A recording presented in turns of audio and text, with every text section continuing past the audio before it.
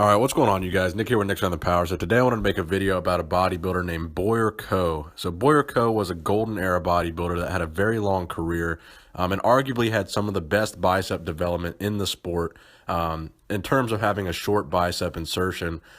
In my opinion, he had one of the best front double biceps from that era in terms of the overall bicep insertion and the way it looked with the tricep sweep underneath it. I thought he had a very, very impressive front double bicep shot. Now, Boyer Coe had a bodybuilding career that would span 4 decades, the 60s, the 70s, the 80s, and even the 90s. So his first competition will be back in 1962, which was the Teenage Mr. South contest, where he placed within the top 5. And his final competition will be all the way in 1995, where he competed in the Masters Olympia, where he placed 10th. Now, currently, Boyer Coe is still alive today. He is 71 years old. Back when he competed, his competition height was 5'9" or 175 centimeters tall, and his competition weight was not that heavy, between 215 and 225 pounds, or between 93 and 102.1 kilograms. Now, Boyer Coe was from Louisiana, so a lot of his early bodybuilding shows would take place in the South. Like I said, his very first show ever was the Teenage Mr. South competition, which was in Alabama. Following that, in 1964, he competed in the AAU Mr. New Orleans, where he won that show. And he actually won that show while he was still in high school. In fact, just 3 days before graduating high school, he won that first show. And then a couple months later, he won the Mr. Hercules Southwest competition. So Boyer's first major national title would be the 1966 Teen Mr. America, and then 2 years later he would win the 1968 Junior Mr. USA's at the age of 22. But it wasn't until the 1970s and the 1980s that his bodybuilding fame would really blow up and he would really progress to become a major name in bodybuilding, starting with NABBA. So all throughout the 60s he competed primarily in AAU competitions, the Mr. America and the Mr. USA that he won. Those were both AAU competitions, and the Mr. Universe that he would do in 1969 would be the NABBA Mr. Universe, which was one of the premier titles in bodybuilding at the time, and he won the overall at the 1969 NABBA Universe.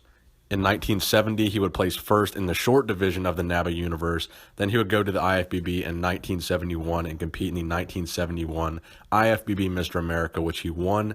He would also compete in the IFBB Mr. International in 71. He won that show as well.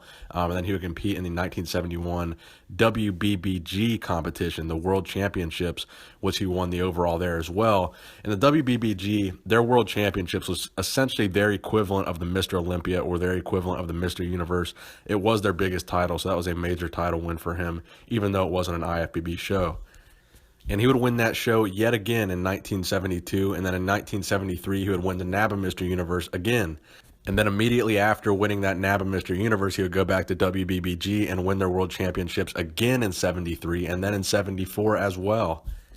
1975, back to NABBA, he wins the Universe again, goes back to WBBG, wins the 1975 World Championships again. And then from 1976 onward, he would focus primarily on competing in the IFBB.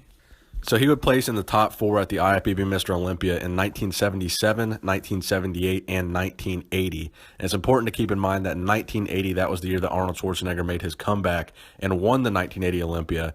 And in 1980, Boyer Coe tied with Mike Mentzer for 4th place. And that was the placing that inevitably led Mike Mentzer to retire from bodybuilding at the age of 29 years old because he was so upset with that placing. Now, in addition to being a top 4 finisher multiple times at the Mr. Olympia, winning the World Championships with WBBG multiple times, winning the Mr. Universe multiple times, he also won a handful of IFBB Pro shows, including the Canada Pro Cup, the Grand Prix Belgium, the Grand Prix Massachusetts, several Grand Prix he won, and then going into the 90s, he would start competing in the Masters Olympia. And the very first Masters Olympia he did in 1994, he actually placed 3rd, and then in 1995, he placed 10th. So it goes without saying that in the 70s and 80s, Boyer Coe was one of the most accomplished bodybuilders in the history of the sport, just on sheer title wins alone, let alone just looking at how impressive his physique actually was. Like I said, primarily his biceps and his arms were the standout body part with his physique, but his posing was incredible as well.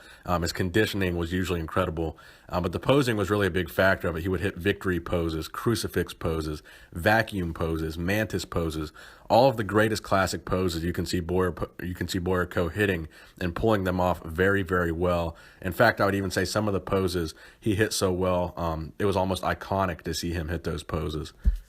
So Boyer Coe is actually still alive today. As I mentioned, he is 71 years old. He is currently working in the insurance business, and he insures classic and exotic cars. So he's doing pretty well, I guess. So that's the story of Boyer Coe. I hope you guys enjoyed the video. Please give it a thumbs up if you did enjoy it. Nick Strength and Power, signing out.